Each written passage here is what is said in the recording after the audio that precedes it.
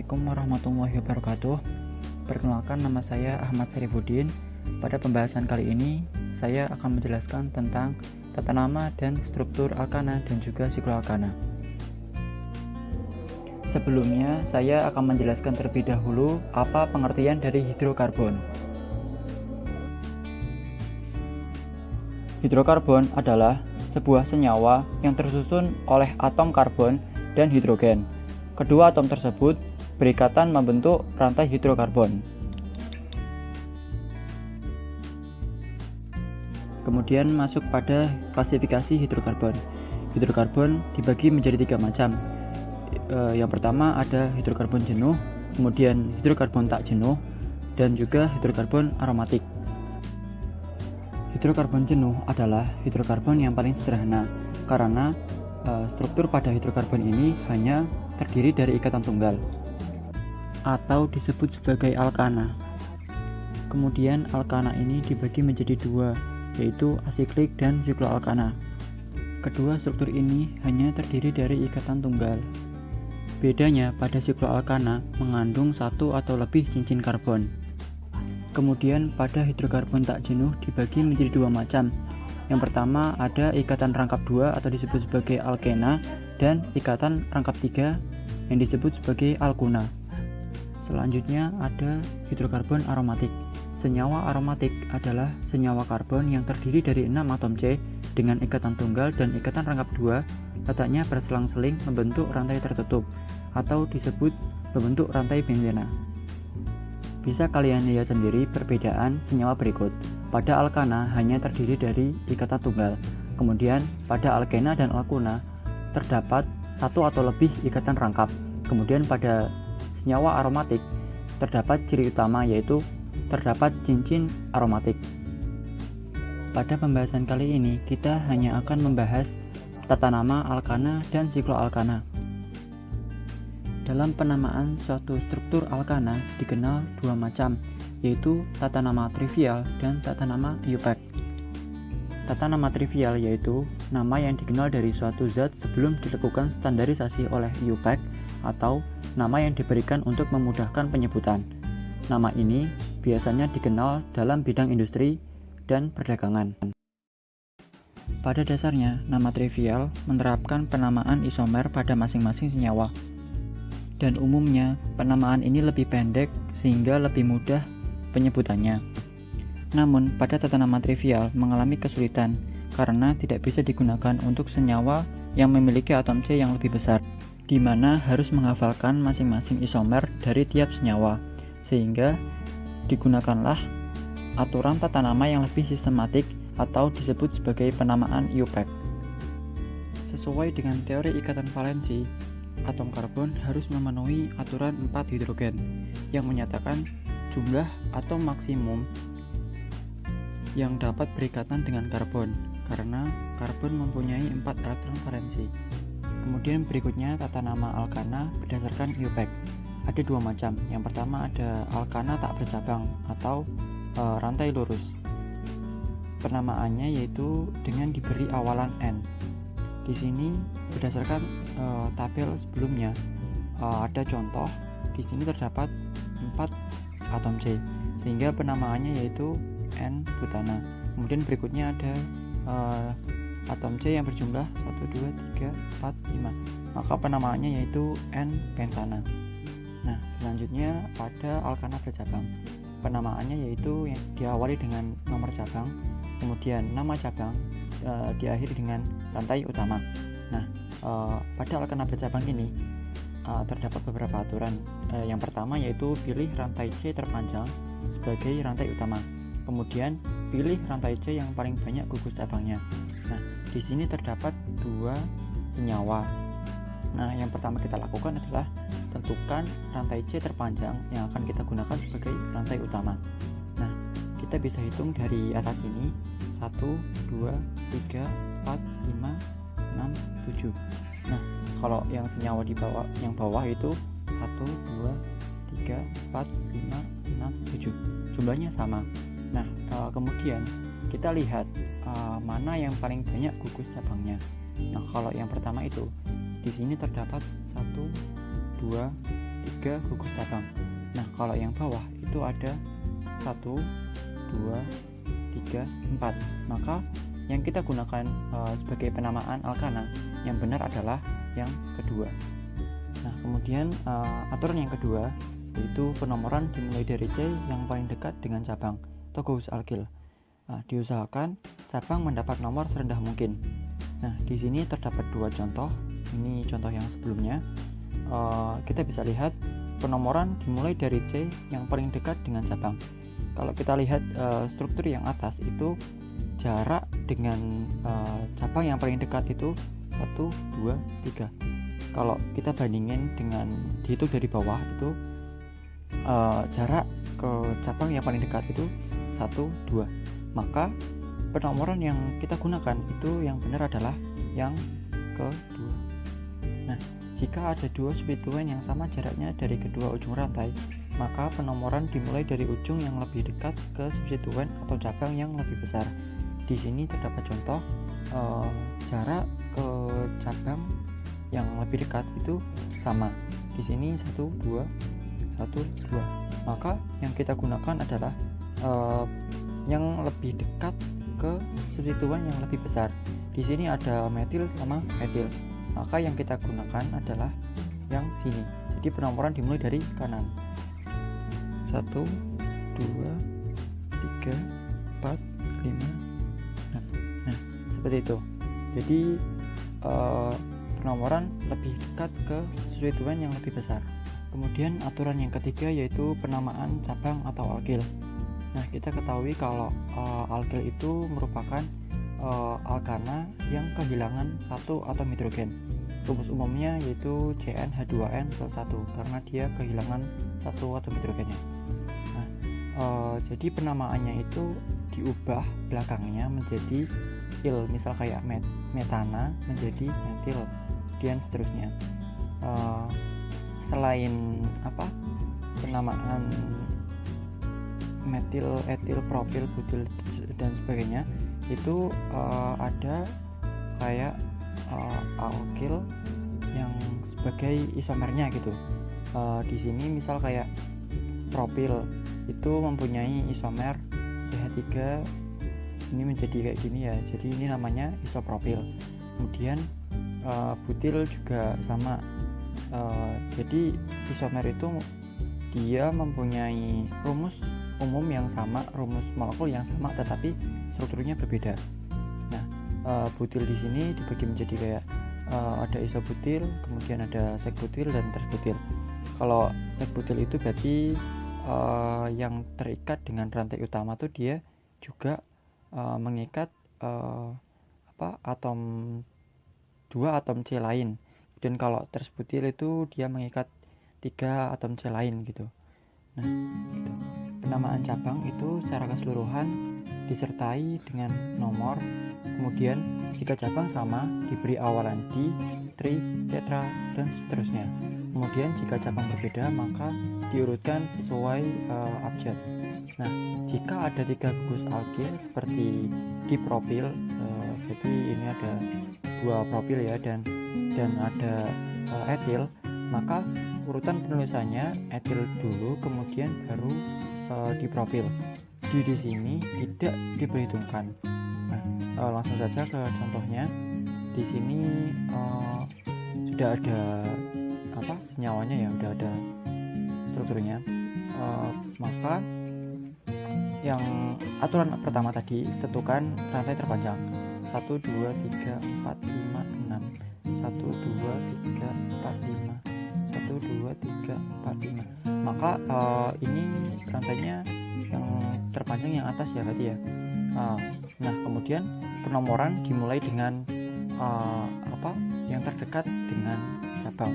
Maka dimulai dengan yang sebelah kiri dulu ya, soalnya ini jaraknya 1, 2, 3. Maka yang sebelah kiri ya, 1, 2, 3, 4, 5, 6. Nah, kemudian selanjutnya jika ada cabang yang sama maka diberi awalan di, tri, tetra dan seterusnya. Di sini ada 2 cabang metil ya. Berarti kita bisa satukan ini, maaf, aja 3. Berarti 2 di nomor 2, kemudian metil di nomor 4, maka bisa disebut sebagai dimetil. Kemudian diurutkan sesuai dengan abjad. Nah, etil sama metil itu duluan etil, maka etil terlebih dahulu. Ini di nomor etil di nomor 3. Jadi penamaannya 3 etil 2,4 dimetil heksana. Nah, langsung ke contoh berikutnya. Ini lebih panjang lagi. Yang pertama, yang paling utama, kita tentukan rantai terpanjang ya. 1, 2, 3, 4, 5, 6, 7, 8, 9. Nah, langsung aja ya, berarti rantai utamanya dari sini. Nah, kemudian penomorannya itu berarti yang lebih dekat dengan cabang. 1, 2, 3, 1, 2, 3, 1, 2, 3, 4. Maka penomorannya dari sebelah kiri ya. 1, 2, 3, 4, 5, 6, 7, 8, 9. Nah, kemudian tentukan cabangnya. Ini cabangnya etil di nomor 3, kemudian ada metil di nomor 6. Maka sesuai dengan abjad, maka etil terlebih dahulu. Berarti 3 etil, 6 metil, gugusnya rantai utamanya 9, berarti nonana. Nah, ada contoh berikutnya, ini sedikit berbeda. Ini agar lebih memudahkan saja. Jadi setiap titik itu dia mengandung atom C gitu. Jadi langsung saja kita tentukan rantai utamanya 1, 2, 3, 4, 5, 6, 7, 8, 9. Ini lurus ya berarti ya. Kemudian kita beri nomor. Kalau dari kiri itu lebih dekat dengan cabang, maka nomoran dari kiri dulu. 1, 2, 3, 4, 5, 7, 8, 9 ya. Nah, kemudian kita tentukan cabangnya. Di sini ada 1 metil, kemudian bawah ini etil, ini metil, dan ini. Nah, ini ada 3 ya, 1, 2, 3. Tapi ini bentuknya tidak lurus. Jadi ini termasuk isomer dari propil ya. Jadi namanya isopropil. Nah, langsung saja diurutkan sesuai dengan abjad. Kita sesuai dengan aturan yang tadi, di mana di tritetrapet dan seterusnya itu tidak dihitung, maka etil terlebih dahulu. Berarti namanya 3 etil, kemudian isopropil. Dia tidak ikut di tritetrapenta dan seterusnya, tapi jadi dia menggunakan abjad I, maka I sama M itu abjadnya duluan I. Jadi penamaannya 6 isopropil, kemudian 2, 4 dimetil, rantai utamanya 9, berarti nonana. Jadi sesuai dengan penamaan tadi ya, berarti dalam tata nama IUPAC itu didahului dengan nomor cabang, kemudian nama cabang, kemudian kalau lebih dari satu cabang juga diteruskan di belakangnya sesuai dengan abjad, kemudian diakhiri dengan nama rantai utama.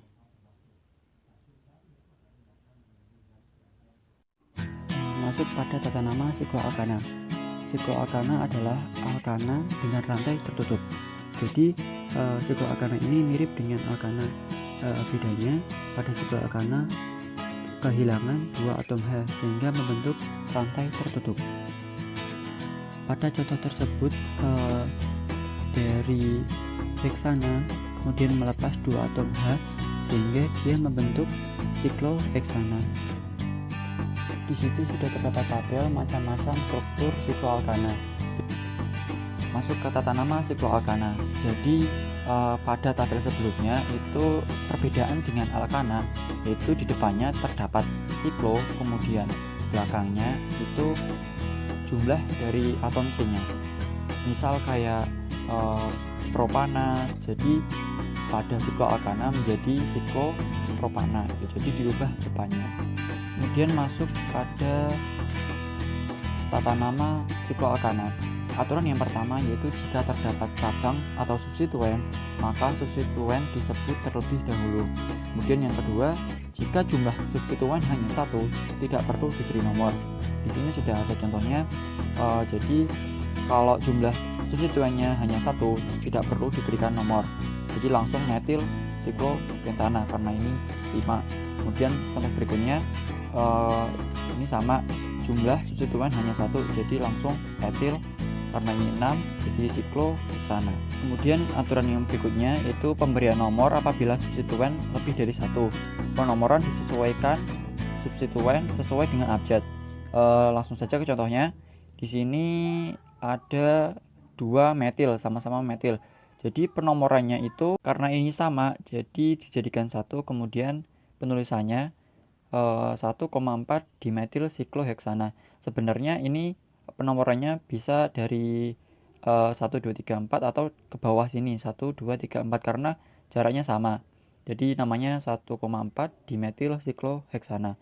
Kemudian contoh yang kedua itu di sini berbeda, ada metil sama etil. Nah, yang kita jadikan nomor yang pertama itu dengan jumlah atom C yang banyak. Di penomorannya dari sini 1, 2, 3, 4 atau bisa 1, 2, 3, 4. Jadi penamaannya disesuaikan dengan abjad. Maka 1 etil, kemudian 4 metil karena ini 6 sikloheksana. Kemudian contoh berikutnya ini berbeda, maka yang disesuaikan dengan abjadnya. Bromo sama metil itu lebih dahulu bromo, maka penomorannya itu dari sini 1, 2, 3, 4.